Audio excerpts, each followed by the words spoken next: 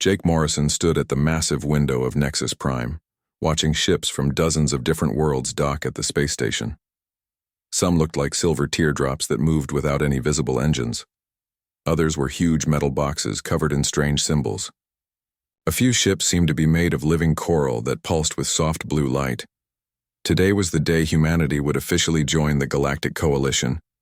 After 30 years of tests, interviews, and proving themselves worthy, humans were finally being accepted as members of the galaxy's most powerful alliance. Jake adjusted his dress uniform and checked his watch. In 1 hour, he would represent all of humanity at the ceremony. The weight of 4 billion people rested on his shoulders. He had spent months preparing for this moment, studying alien customs and learning the proper words to say. Lisa Park walked up beside him. She was his tactical officer and one of the smartest people he knew. Her dark hair was pulled back in a tight bun, and her green eyes showed the same nervous excitement he felt. "The ships keep coming," Lisa said, pointing at 3 new vessels approaching the station. "I count representatives from 47 different species so far. All here to welcome us into their club," Jake replied. He tried to sound confident, but his voice carried a slight tremor. Ben Carter joined them at the window. The engineer was a big man with calloused hands and a friendly smile. He had worked on every major human space project for the past decade. If anyone understood how human technology compared to alien tech, it was Ben. "You should see their engine rooms," Ben said, shaking his head in amazement. "These aliens have power sources we can barely understand. Some of them don't even use fuel. They just bend space itself to move their ships." Jake nodded. He had read the reports. Human technology was primitive compared to what the Coalition possessed. Earth's fastest ships took months to travel between star systems. Coalition vessels could make the same journey in days or hours. The 3 humans made their way through the station's corridors toward the main ceremony hall. The walls were made of some kind of living metal that shifted colors as they walked past. Gravity felt slightly different here, probably adjusted to accommodate the various alien species. They passed groups of Coalition members in the hallways. The Zephyrians were tall and thin with pale blue skin and large black eyes. They moved with fluid grace and spoke in musical tones. The Kreks looked like giant insects walking upright, with 4 arms and compound eyes that seemed to see everything at once. There were dozens of other species Jake couldn't identify, each stranger than the last. Most of the aliens ignored the humans completely. A few stared with what might have been curiosity or amusement. Jake caught fragments of conversations in languages he didn't understand, but the translation devices in his ear turned them into English. "Look at their primitive clothing," one voice said. "I heard they still use chemical rockets for some of their ships." Another replied with what sounded like laughter. Jake kept his expression neutral, but his jaw tightened. Lisa noticed and put a warning hand on his arm.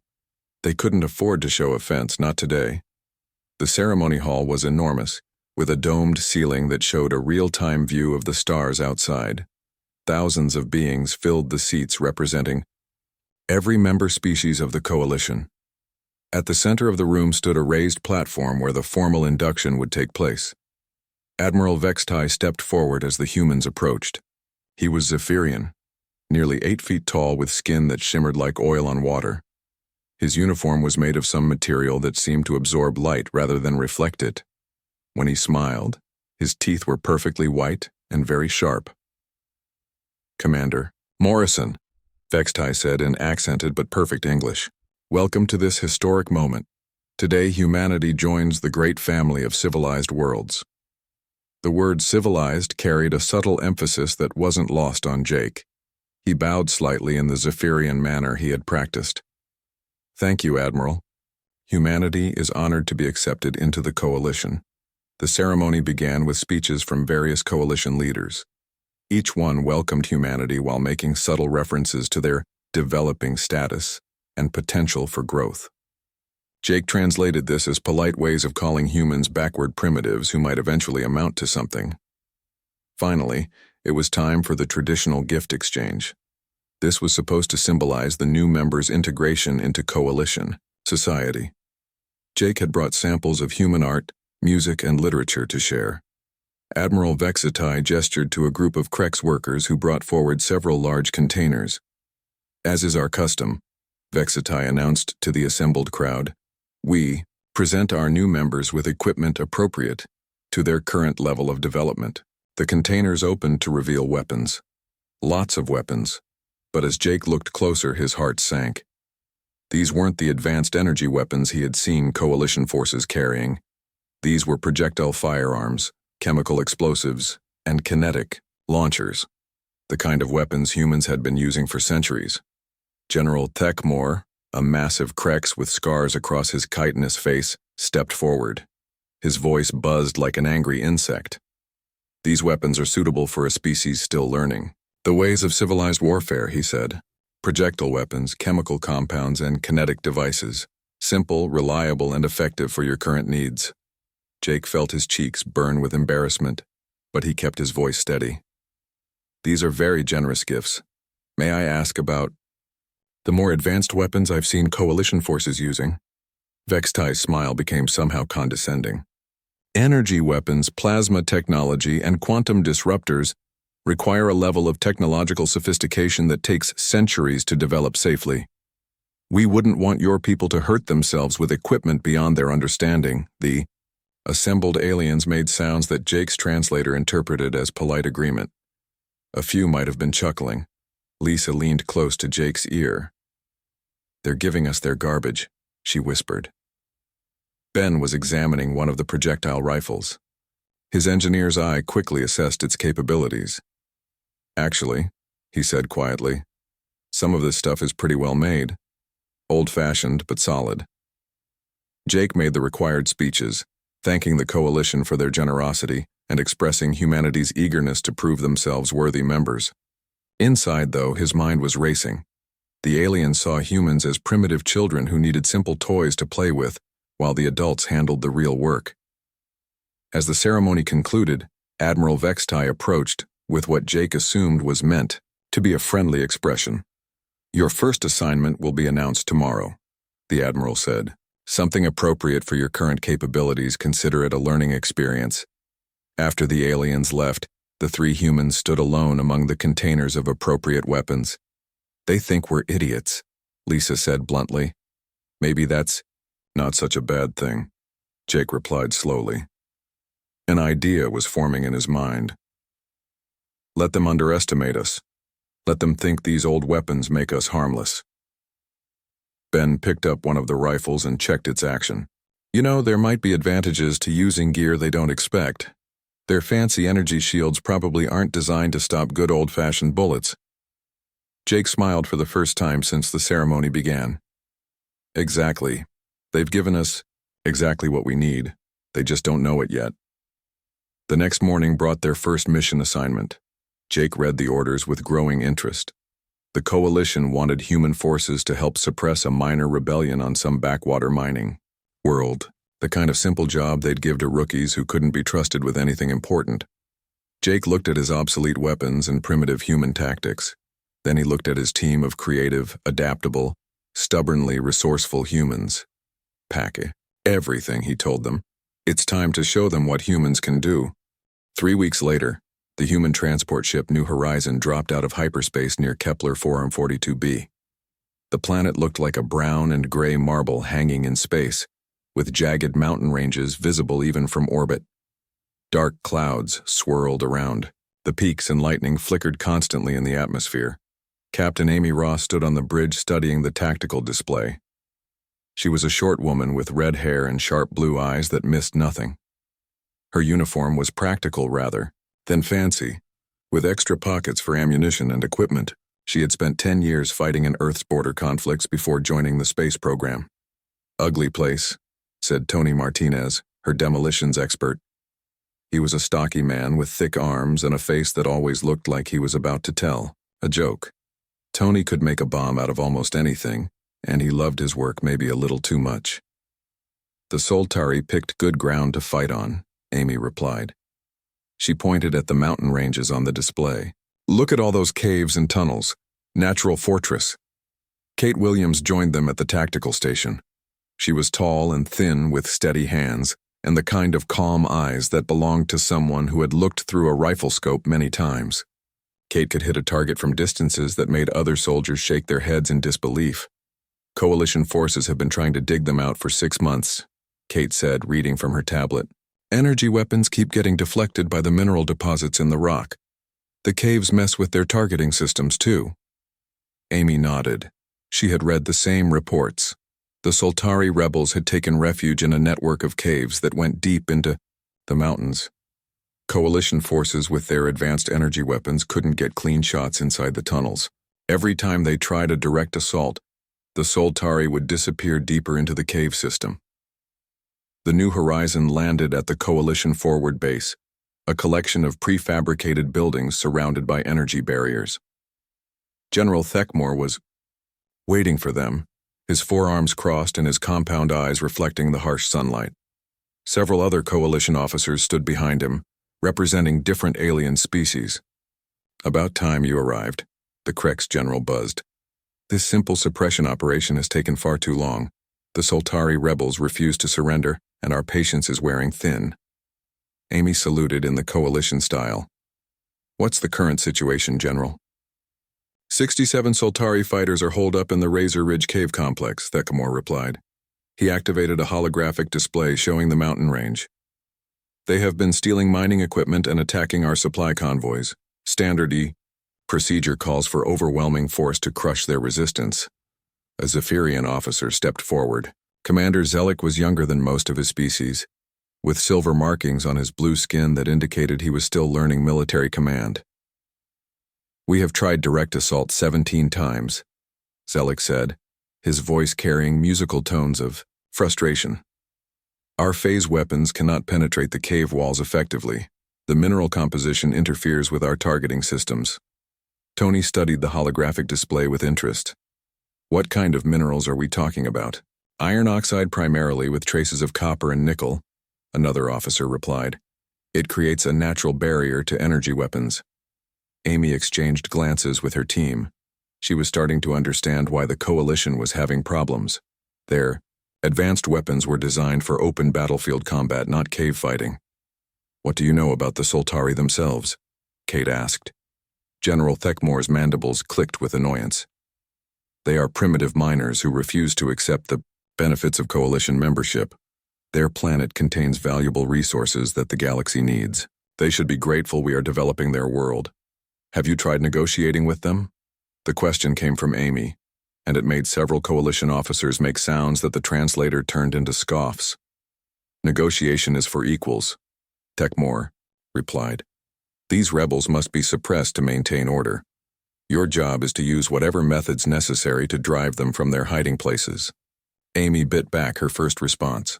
She had dealt with difficult commanders before, but these aliens seemed to think the only solution to any problem was bigger weapons and more force. The humans spent the rest of the day studying the terrain and reviewing Coalition intelligence reports. The picture that emerged was different from what the alien commanders had told them. The Soltari weren't terrorists or criminals. They were miners who had lived on this planet for generations, working the deep caves and mountain tunnels their ancestors had carved. When the Coalition arrived to develop their world, they had started strip mining operations that destroyed sacred sites and polluted the water supply. The Soltari had protested peacefully at first, but the Coalition ignored them. Fighting only started when Coalition forces tried to relocate entire Soltari communities away from the mining areas. "So they're not rebels," Tony said, as the 3 humans sat in their temporary quarters that evening. "They're people trying to protect their homes. And the Coalition keeps treating them like criminals," Kate added. "No wonder they won't surrender." Amy was quiet for a long moment, thinking. The Coalition wanted her to blast the Soltari out of their caves using overwhelming force, but there might be a better way, a more human way. The next morning, Amy briefed her plan to the Coalition commanders. She would take her team and their primitive weapons into the cave system, but not to attack the Soltari directly. Instead of trying to kill them or force them out, Amy explained, "We're going to make them want to talk." General Thekmore's eyes glittered with confusion. "Explain." "Tony will use controlled explosives to seal off certain cave entrances. not to trap them, but to guide them toward specific tunnels where we want them to go. Kate will use precision shots to disable their equipment without hurting anyone. I'll coordinate psychological pressure to make them realize we could destroy them easily, but we're choosing not to. The alien commanders looked at each other with expressions Amy couldn't read. This is not standard suppression protocol, Commander Zellick said. Standard protocol hasn't worked for 6 months, Amy replied. Give us 3 days. If we can't resolve this peacefully, you can go back to your energy weapons. Reluctantly, the coalition agreed. They had nothing to lose by letting the humans try their strange ideas. Amy's team entered the cave system at dawn. The tunnels were dark and narrow, carved from living rock by generations of Soltari miners. Their primitive projectile weapons worked perfectly in the confined spaces where energy weapons would be useless.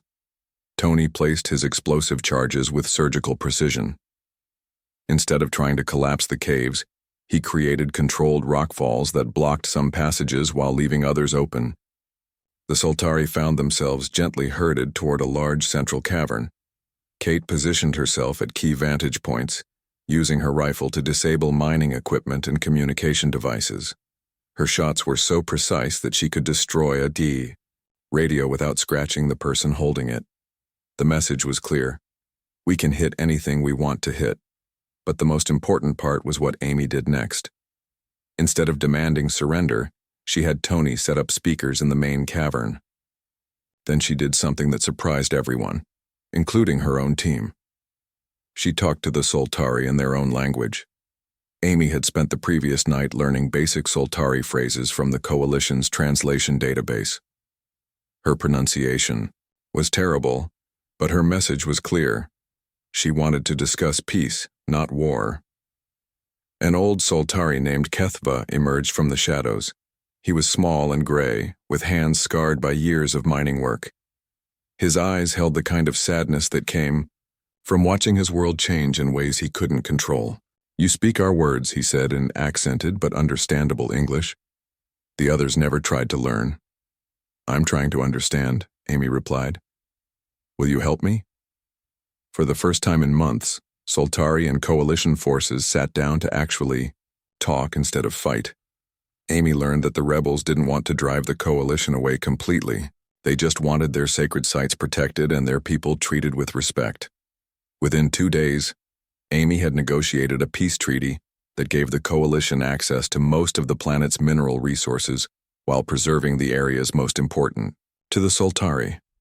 Both sides got what they really needed. When Amy returned to the forward base, the Coalition commanders were waiting with expressions of amazement and confusion. How did you accomplish in 2 days what we could not achieve in 6 months? General Thekmore asked. Amy looked at the collection of obsolete weapons her team had used, simple explosives, precision rifles, and basic communication equipment. Nothing fancy, nothing advanced, just tools used by people who knew how to think. We didn't try to force them to surrender, she said. We showed them we could win. Then, we chose not to. Sometimes the best weapon is the one you don't use. 6 months had passed since the Kepler incident, and human forces had gained a reputation throughout Coalition space. Word spread quickly about the strange new species that solved problems without destroying everything in sight. Some called humans effective peacekeepers. Others whispered that they were too soft for real military work. Colonel Rick Stone didn't care what the aliens thought. He sat in the command center of the human fleet ship Horizon's Edge, watching status reports from a dozen different worlds. Everywhere humans had been deployed, they had found ways to end conflicts with minimal casualties. Their methods confused Coalition commanders, but they got results. Rick was a lean man with gray hair and tired eyes that had seen too many battles. He had been fighting wars since he was 18 years old, first on Earth and now among the stars. He understood something that many Coalition species seemed to have forgotten. The goal of war was peace, not destruction. Intelligence Officer Susan Hayes walked into the command center carrying a data pad with urgent markings. She was a small woman with dark skin and quick movements that reminded Rick of a bird. Susan could find patterns in information that others missed, and her reports were always worth reading. We have a problem, Susan said without greeting. She activated the main display screen, showing a star chart of Coalition space. Several systems were marked in red. The Void Syndicate is back. Rick felt his stomach drop. The Void Syndicate was supposed to be history, defeated 20 years ago in a massive coalition campaign. They had been the most dangerous enemy the galaxy had ever faced, using advanced technology and brutal tactics to conquer entire star systems. Combat engineer Pete Johnson looked up from his workstation. Pete was a big man with gentle hands who could fix anything mechanical and build weapons from spare parts.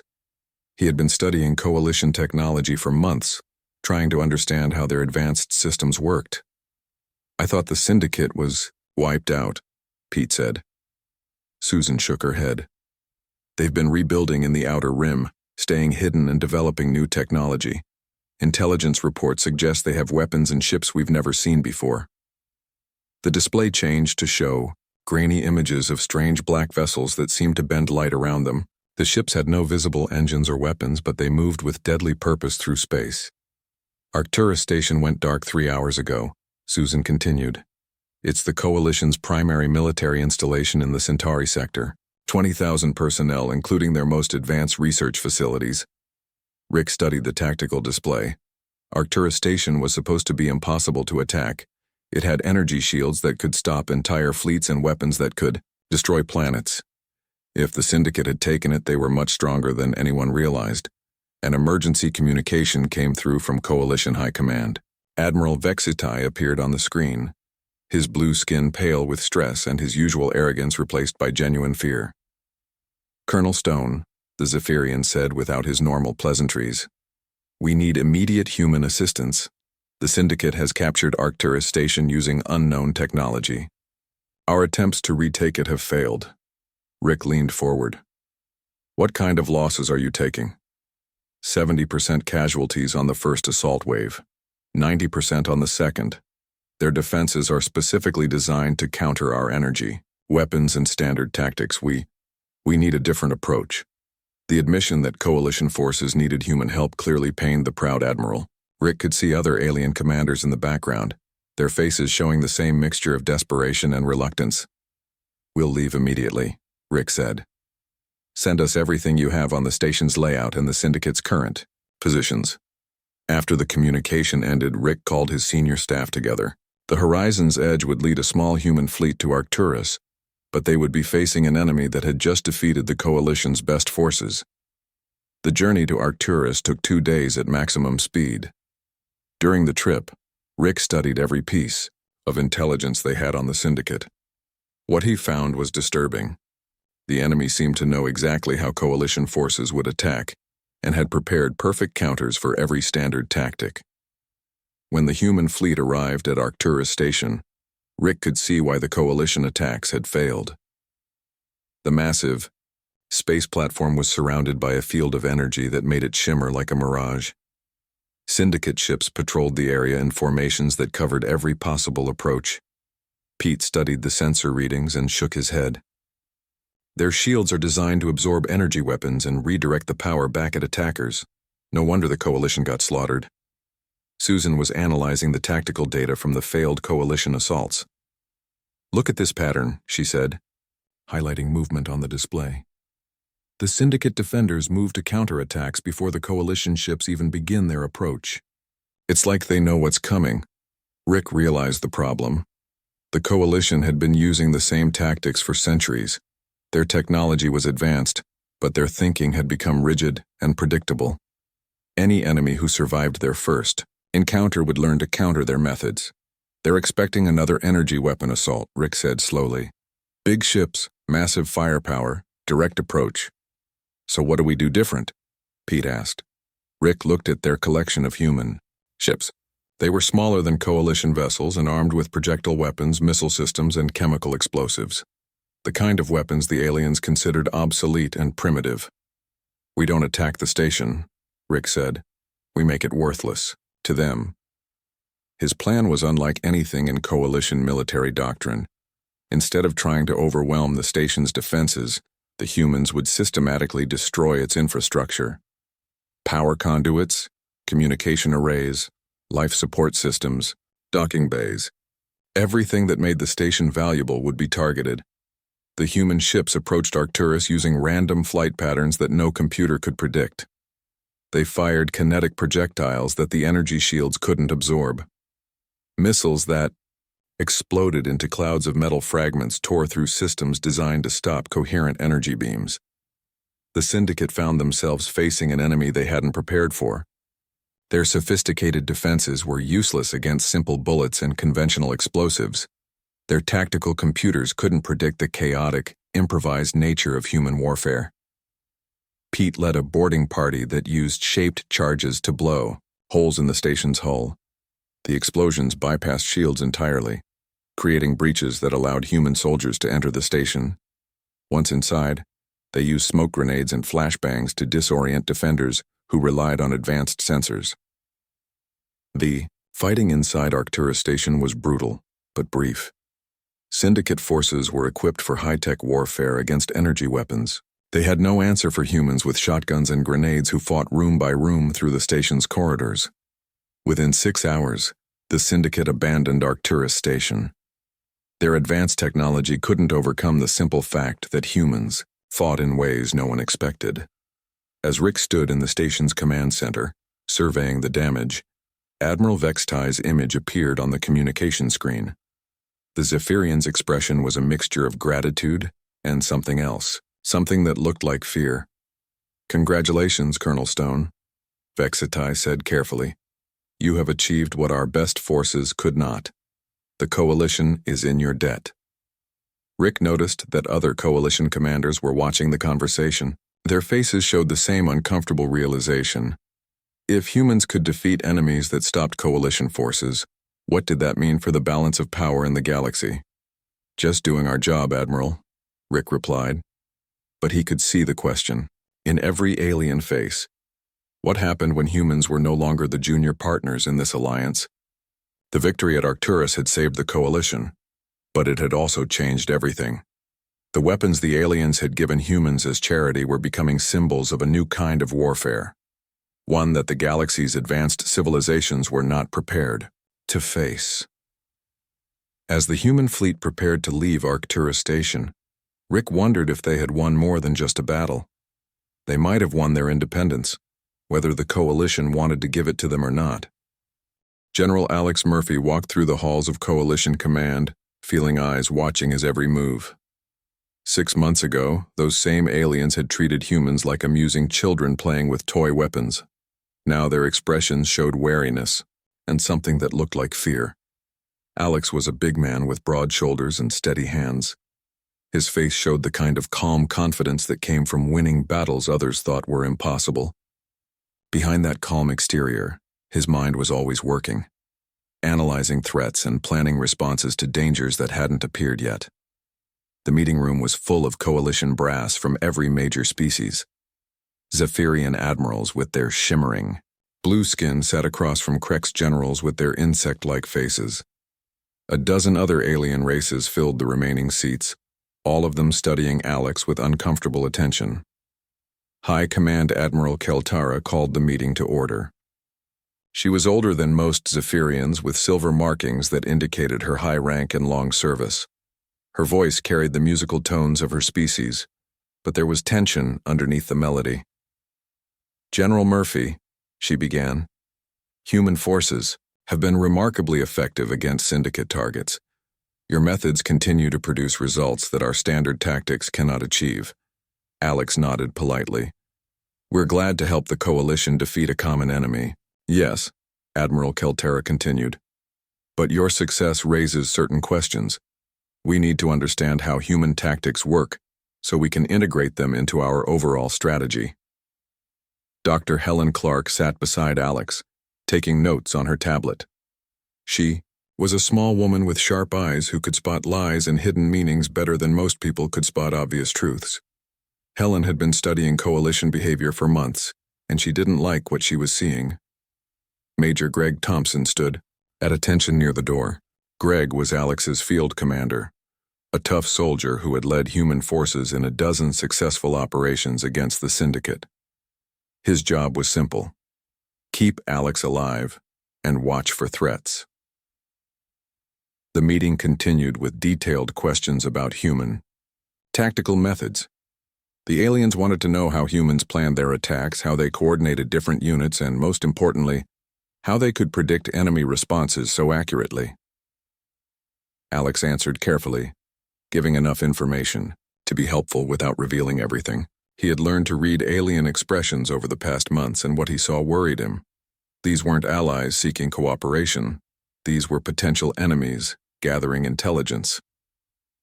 After the meeting, Helen walked with Alex through the station's corridors. They moved slowly like tourists enjoying the view, but both were thinking hard about what they had just experienced. "They're scared of us," Helen said quietly. "I noticed," Alex replied. "Question is, what are they planning to do about it?" Helen pulled out her tablet and showed Alex some disturbing information she had discovered. "I've been tracking coalition communication patterns. There's been a lot of encrypted traffic between Zephyrian and Krek's commands, something called Project Termination." Alex felt a chill run down his spine. "Any idea what that means?" "Not yet, but I'm working on it. Whatever they're planning, they don't want us to know about it." That evening, Alex received new orders. Human forces were being assigned to hunt down the remaining syndicate cells throughout Coalition space. It sounded like a promotion, but Alex recognized it for what it really was: a way to scatter human units and keep them busy, while the Coalition figured out what to do about them. The Syndicate wasn't finished yet either. War Commander Zixith had survived the loss of Arcturus Station and was planning something desperate. Intelligence reports suggested he was gathering his remaining forces for one final strike against the Coalition's heart. 3 days later, alarms screamed throughout Coalition space. The Syndicate had launched a massive attack on Centauri Prime, the Coalition's capital world. It was home to billions of beings and the seat of galactic government. Alex watched the tactical displays with growing alarm. The Syndicate fleet was enormous, bigger than anything they had fielded before. Worse, their ships were using new technology that seemed designed specifically to counter human tactics. Admiral Vextai appeared on the communication screen, his blue skin pale with stress. "General Murphy, we need immediate human assistance. The Syndicate is overwhelming our orbital defenses." "What's the situation?" Alex asked. "They're using some kind of adaptive shielding that stops both energy weapons and kinetic projectiles. Our fleet is being destroyed and ground defenses are failing. We estimate 6 hours before the capital falls." Alex studied the battle reports flowing across his screens. The Syndicate had learned from their previous defeats. Their new shields could absorb energy weapons like before, but now they also had barriers that could stop bullets and missiles. "They've been studying our tactics," Greg said grimly. "This Zixith character figured out how to counter everything we've done so far." Alex nodded. The enemy commander was smart, maybe smarter than anyone had realized, but there was something about the attack pattern that bothered him. The Syndicate was using overwhelming force against a heavily defended target. It was exactly the kind of direct assault that Coalition forces always used. "He's fighting like them," Alex said slowly. "Zixith studied Coalition tactics to beat Coalition forces, then he studied our tactics to beat us. But he's still thinking like a Coalition commander." Helen looked up from her analysis. "What do you mean?" "He expects us to respond with overwhelming force, just like the Coalition would. Big fleet, maximum firepower, direct assault on his strongest positions." Alex made a decision that would change everything. Instead of sending human forces to reinforce Centauri Prime's defenses, he would do something no Coalition commander would ever consider. He would let the Syndicate take the capital, then make them wish they hadn't. "We're not going to save Centauri Prime," Alex announced to his shocked staff. "We're going to make sure the Syndicate can't hold it." The plan Alex developed was unlike anything in military history. Human forces would infiltrate the capital while the Syndicate was still celebrating their victory. Then they would turn the planet's own infrastructure against the occupying forces. Power grids would be sabotaged to create blackouts in key areas. Communication networks would be hacked to spread false information and confusion. Transportation systems would be disabled to trap Syndicate forces in isolated areas where they could be picked off by small human units. Most importantly, Alex planned to turn the Syndicate's greatest strength against them: Their adaptive shields required enormous amounts of power to function. If that power could be disrupted at just the right moment, the shields would fail completely. The operation began as Syndicate forces landed on Centauri Prime. While alien civilians fled in panic and Coalition defenders fell back in disorder, small groups of humans moved through the chaos like ghosts. They carried simple tools: wire cutters, small explosives, portable computers, and of course, their obsolete weapons. Within hours, the Syndicate found their perfect victory turning into a nightmare. Their ships lost power and drifted helplessly in orbit. Their ground forces became isolated in a city that no longer obeyed their commands. Their communication systems carried human voices giving false orders and spreading panic. When the shields finally failed, human forces emerged from hiding with their primitive projectile weapons. The Syndicate had prepared for everything except an enemy that would sacrifice an entire world to win a war. The battle for Centauri Prime lasted 3 days. When it ended, the Syndicate was finished as a fighting force. But the real shock came from the Coalition's reaction to human tactics. Admiral Keltara's message was brief and cold. "General Murphy, report to Coalition Command immediately. We need to discuss the future of human military operations." Alex looked at the ruins of Centauri Prime and realized the truth. The Coalition wasn't grateful for human victory. They were terrified of what humans were willing to do to achieve it. Admiral Jake Morrison stood at the observation deck of Haven's Rest, watching ships from across the galaxy gather for the emergency Coalition assembly. The neutral world was beautiful, with crystal blue oceans and floating cities that sparkled like jewels in the sunlight. It seemed like a peaceful place to decide the future of galactic civilization. Jake had come a long way from the nervous commander who had accepted obsolete weapons 8 months ago. His uniform now carried the insignia of overall human military commander, a rank the Coalition had created specifically for him after the Centauri Prime victory. But he wondered if it was an honor or a way to keep track of him. Captain Sarah Kim walked up beside him, carrying a data pad with the latest intelligence reports. She was a quiet woman with dark hair and watchful eyes who had become the best spy hunter in human space. Sarah had spent weeks uncovering the truth about Coalition activities, and what she found was disturbing. "They're planning something," Sarah said without greeting. "Project Termination isn't just about studying our tactics. They're developing weapons specifically designed to counter human forces." Jake nodded grimly. He had suspected as much ever since the Coalition's cold reaction to the Syndicate's defeat.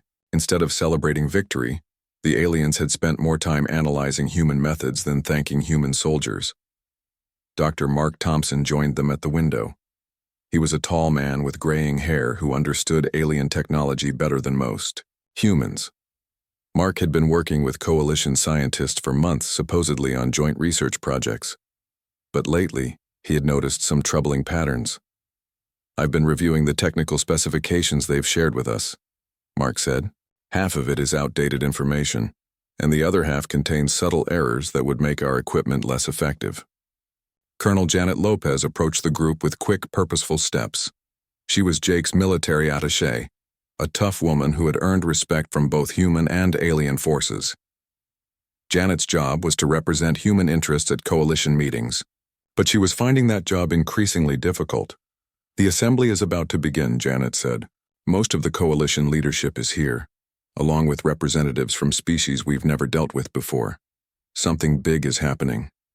The 4 humans made their way to the main assembly hall, a massive chamber with seats for thousands of beings from hundreds of different worlds. The air hummed with translation devices working overtime to convert dozens of languages into something everyone could understand.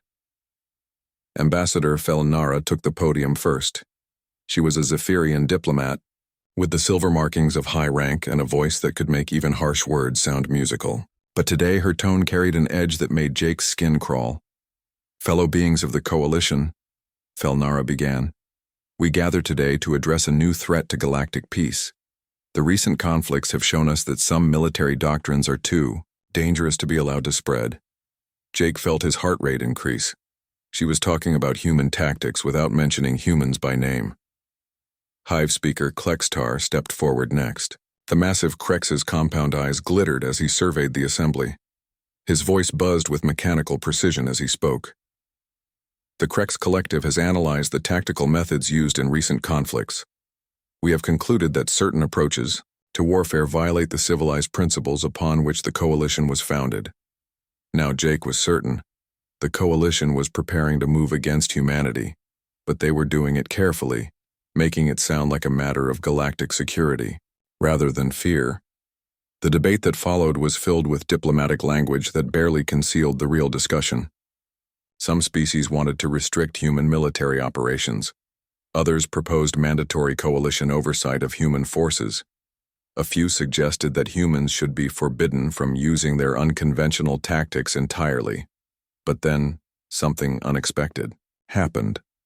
A new voice joined the debate, speaking for a species that had never participated in coalition politics before. Elder Sotham represented the Varian Collective, an ancient race that had watched galactic affairs from the shadows for thousands of years.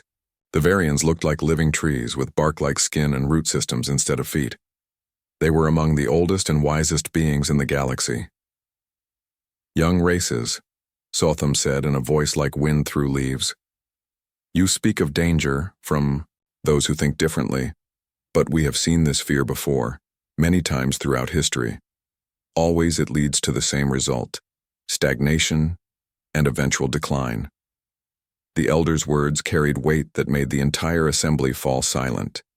Even the most arrogant coalition commanders respected the Varians' ancient wisdom. "The humans do not fight as you fight," Sotham continued. "This disturbs you because you have forgotten that there are many paths to victory. Your technologies have made you powerful, but they have also made you rigid. You attack every problem the same way, and when that fails, you use bigger weapons rather than different thinking."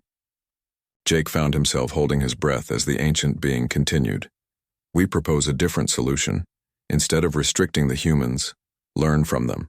Instead of fearing their methods, understand why those methods succeed.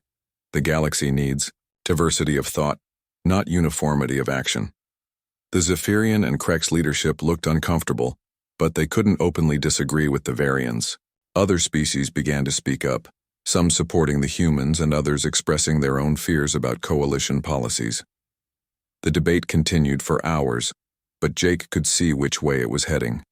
Fear was losing to wisdom, slowly but surely. Finally, it was Jake's turn to address the assembly. He walked to the podium carrying one of the projectile rifles the Coalition had given humanity as charity, the weapon that had started everything. "8 months ago," Jake began, "you gave us these weapons because you thought they were appropriate for a primitive species. You were trying to keep us in our place, to make sure we knew we were the junior partners in this alliance." He held up the rifle for everyone to see. "But you made a mistake. You assumed that advanced weapons make advanced warriors. You forgot that the best weapon isn't the most powerful one. It's the one used by someone who refuses to give up." Jake set the rifle down on the podium. "We don't want to be your enemies. We don't want to conquer the galaxy or replace your leadership. We just want to be partners. Real partners, who contribute what we're good at while learning from what you're good at." He looked around the assembly, meeting the eyes of beings from dozens of different worlds. "You gave us obsolete weapons and expected us to be grateful. Instead, we showed you that the mind matters more than the tool. That creativity beats routine. That sometimes the old ways work better than the new ways." Jake paused, letting his words sink in. "The choice is yours. You can try to contain us, control us, or eliminate us. But I think you've learned that we're hard to predict and harder to stop. Or you can accept us as equals and let us help make the Coalition stronger than it's ever been." The vote that followed was closer than Jake had hoped, but decisive enough to matter. The New Haven Accords, as they came to be called, established humanity as equal partners in the Coalition. Human officers would train Coalition forces in adaptive tactics. Coalition scientists would share advanced technology with human researchers. Most importantly, no species would be restricted in their military methods as long as they followed basic rules of civilized warfare. As the assembly concluded, Admiral Vextai approached Jake privately. The proud Zephyrian looked older than he had months before, as if recent events had aged him. "You have won more than a political victory today," Vextai said quietly. "You have changed how the galaxy thinks about war and peace. I hope you use that power wisely." Jake looked out at the ships departing Haven's Rest, carrying representatives back to their home worlds with news of the new agreements. "We gave you our cast-offs and expected you to be grateful," Jake said, echoing words he had heard months before. "Instead, you showed us that the best weapon isn't the most advanced one. It's the mind that refuses to accept limitations." He picked up the projectile rifle from the podium, the same type of weapon that had started humanity's journey from junior partners to galactic equals. "Thank you for underestimating us," Jake said with a smile. "It was exactly what we needed."